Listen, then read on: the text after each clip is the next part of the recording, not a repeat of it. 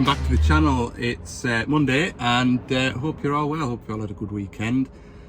We're back to the start of the week. I'm feeling fresh and ready to attack the week. I'm on my way down through the Lake District here. I'm heading to a DX85 that was running and cut out, so go and have a look at it, see what we can find.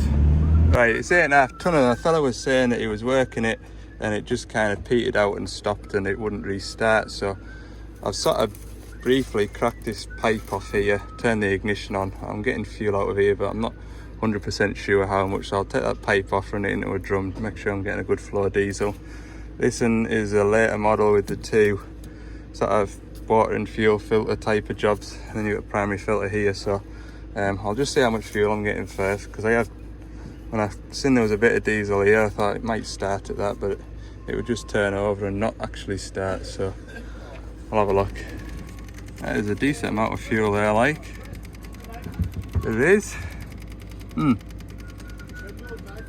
Might need to put the laptop on it to see if there's any cause as to why it won't start. Bet it's a nice view for somebody's house, look. That's Lake Windermere there. Anyway, I'm going to start with the basics and change the fuel filters, just so I'm not going to trip myself up and make an embarrassment of myself. We'll do fuel filters, but I don't think fuel filters is going to sort it, going by the amount of fuel coming out. But it's a good place to start, and I don't know the machine, so that's where I'm going to start. To be fair, that doesn't look clever, does it? Loads of muck on the inside of that one. That's the first one from the tank. That is.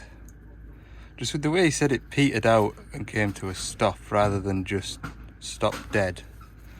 Thought better I'd just do filters first. That is saturated, that. Wonder what the next one will be like. That's the next one in the line. The second one isn't too bad. What I wonder has happened, I know when you get a filter kit for these 85s, if you didn't know it had that extra filter on, like I say, the later models have the extra filter on, you might just get a service kit with that one and the primary fuel filter, and that one never gets changed. So that one could be the problem, like, because that one looks fairly fresh. To be fair, looking at the filters on the machine, they don't look like they've been on for a long time, you know. Anyway, I'll grab my box of filters down here. Get them changed out. Right, I've just got this primary filter to put on it. Put these filter housings back on, bleed it up, see if it'll fire up. Fingers crossed there. Be a nice little ride out if that's the case. What a glorious day, like. Oh. I'd sooner be somewhere like this, spend an hour and a half trying to get to somewhere like this than spend an hour and a half trying to get into the centre of a big city. Filters are back on. Just gonna bleed the fuel through this pipe now. Wait for it to pour out. Right, it isn't turning over particularly fast. It's about 140 RPM. But I'm going to put the laptop on it. There's no engine codes, but I'm going to check, see what the rail pressure, see what pressure it's making. I can pull my van forward and sort of put a jump leads on it and get it turning over a bit quicker if I need to. So it's mid-afternoon now. Still not starting. What have I done? I've pulled the crank speed position sensor off. Still won't start. Plugged that back in. The camshaft one's down there. Pulled that off. Still won't start. Pulled the end prop valve off so it gives it full pressure. Still won't start. I can see the pressure. It's getting to about, on cranking it was about 600 bar, which should be enough to start it. I'm still not getting pressure. Still not getting it to start. What else have I done? Pulled the air intake pipe off, checked that that valve is opening and closing as it should. That's the inlet throttle valve, that's all okay. Got a full fuel feed. I've cancelled out that filter head, plumbed it straight into there. Got plenty of fuel going into here. Pulled that end prop out, there's a screen on it, it still won't start. Screen's nice and clean. I'm not getting any sort of exhaust smoke though. Just wondering whether I've got injector fault. The injectors are stuck closed. That could also give the fault. Not starting, because I'm not getting any smoke out of there.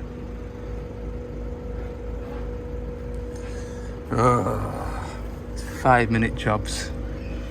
I thought I was just going to come here to this fuel filter. When I saw that fuel filter, I thought, there we go. What am I going to do? I'm going to take this piece off, turn it over and see if I'm getting any smoke, because obviously it's going through the DPF filter. Take that off. Got the van on it to speed up the turning over speed, because it was only doing, when I got here it was only turning over at 140 RPM. It's now turning over at 210 RPM, so I've got full turnover speed. What else have I done? Pulled the pipe off the rail relief valve. Got no fuel leaking off the rail.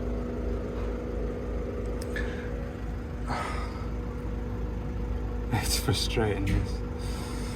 Right, 20 to 4. Where am I up to? Well, you can see where I'm up to. I've got injectors out. So that machine, cranking, it's building pressure, it's building rail pressure. I'm getting on cranking anywhere between 450 to 560 bar of pressure. The set point is 440 bar, which presumably is the threshold for it to start, but it isn't.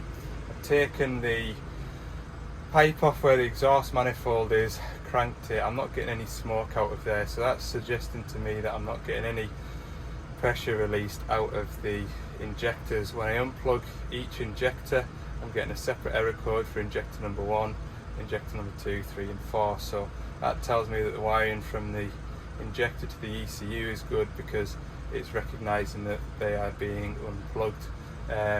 Cam and crankshaft position sensors, again I've done the same with those. Unplug them, it puts an error code up.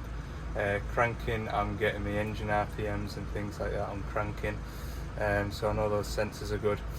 Unplug the end prop, and that gives a much higher fuel pressure while you're cranking. I know that's good. I even pulled it out, there's a screen inside there that I've looked at. I'll show you. So yeah, I've had the end prop off. That's what regulates the fuel, or the fuel pressure. I've had that off. That's got a screen on it like a filter. Check that, it's all nice and clean. Put it back together. That sensor down there, that is the fuel temperature sensor. What else? That's the crankshaft. Cam is underneath the fan there. I do feel as though I've exhausted everything. The only thing I can think of is either the ECU isn't working the injectors, but because when it fires an injector, that signal is so quick you won't read it with a multimeter. I did have a go, but it looked like it was giving a 1.5 volt signal very briefly, but like I say, it gives a signal so quickly that you probably won't be able to read it with a digital multimeter. So I'm going to get these injectors checked out. There's a spot in Carlisle I'll take them to tomorrow morning, drop them off. Hopefully the injectors are knackered. If not, then it's got to be an ECU to me. But yeah, if anybody knows any better, leave us a comment down below. I've not had a chance to enjoy this view, look. Very nice, very nice. Right, I'm not far off packed up, and I haven't had my lunch yet, and like I say, it's nearly 4 o'clock, so as you can imagine, my patience has been wearing a bit thin. So I'm back up in Carlisle. I was back up in Carlisle about 5 to 5, and I did try and call into the spot where I was going to take my injectors to get them tested, but there was a letter on the door saying they closed early due to illness. So hopefully they'll be back open tomorrow morning, so I'll swing in I'll swing in tomorrow morning about 8:30 and try and drop these injectors off to get tested. But I have swung into Cumbria Autos, and I've got myself some orange marker lamps, proper jobs, hella jobs, proper jobs for the front grille. So one night this week, or probably over the weekend, I'll have the front grille of the van on the dining room table and the soldering iron, and I'll be wiring up some proper lights into the front grille. So yeah, roundup of today really. I went to that machine thinking fuel filters, thinking blocked filter head, something simple like that. Thought I'd be there an hour and a half. I'll be back up to Carlisle for lunchtime and getting on with that dumper, welding that skip up on that dumper, but it's not happened, unfortunately.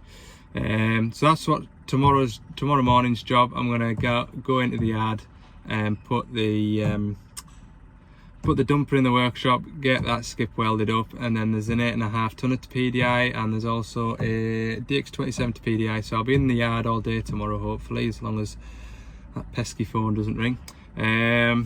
So yeah, I'm just spend the day when you're driving back from a job like that, you spend time thinking about, have you missed anything? And I just don't think I have.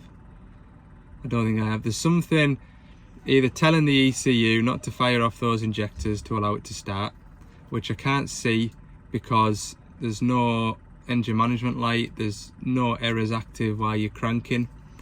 It's building rail pressure, there's enough rail pressure there to start the engine. So it's either the ECU not firing off the injectors, or the injectors won't physically fire. That's all I can see, like, because I've got plenty of rail pressure. The crankshaft sensor, camshaft sensor appears to be working.